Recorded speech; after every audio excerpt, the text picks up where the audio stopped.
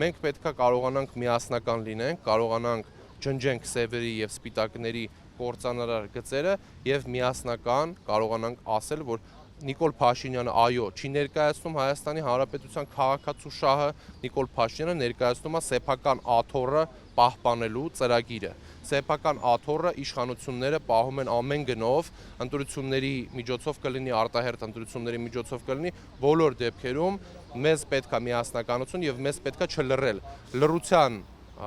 գինը նոր քաղաքական բանտարկյալներն են։ Այսօր մենք իրականացնում ենք եւս մեկ քաղաքական ակցիա պիկետ, բայց ցավոք սրտի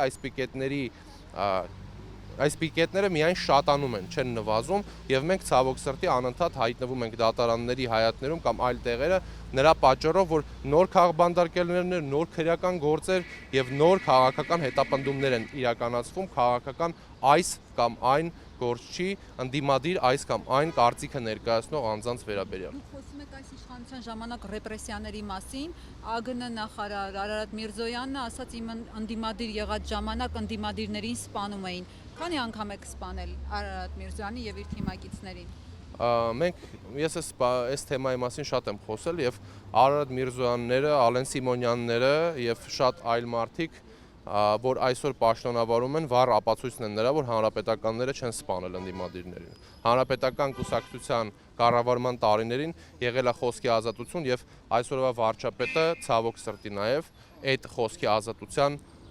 վառ ցուցիչ է, որ եթե հանրապետականները լռեցնեին քաղաքական գործիչներին, ոչ Ալեն Սիմոնյանները, ոչ Տիգրան Ավինյանները եւ ոչ Արարատ Միրզոյանները ազատության մեջ չէին լինի, այլ կլինեին բանտում, ոնց որ հիմա բանտում են քաղաքական գործիչները, ում կարծիքները համապատասխան չեն իշխանության հետ։ Ակնհայտ է, որ մեր կարծիքները Հայաստանի տեսլականի մասին համապատասխան չեն եղել, որովհետև հանրապետականների համար Արցախը հայկական էր, օրվա կառավարիչների եւ ՔՊԱ-ականների համար Արցախը ադրբեջանական է եւ մենք այդ տրամաբանությունը անգամ հաշվի առնելով, որ իրանք ունեն այլ կարծիքներ, չենք բանտարկել իրենց եւ ոչ որևէ ձև իրանք խոշտանգումների չեն ենթարկվել եւ սա հստակ գործողություն է Նիկոլ Փաշինյանի կողմից արվող, սա լռեցման գործընթացը Նիկոլ Փաշինյանը փորձում է վախի մթնոլորտ ստեղծի եւ այդ վախի մթնոլորտի շորշոփի տակ կարողանա գնալ ընտրությունների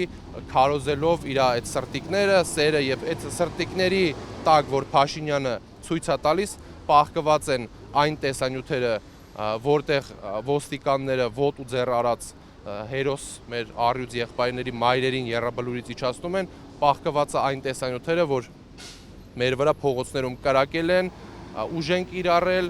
եւ մահակներով պահել են Նիկոլ Փաշինյանի իշխանությունը։ Սա է իրականությունը եւ նորից եմ ասում, այսօր որ բազմել են այդ աթոռներին եւ այդ աթոռները ատամներով պահում են տակ կաբինետներում, դա խոսում է նրա մասին, որ իրանք առնվազն ողջ են։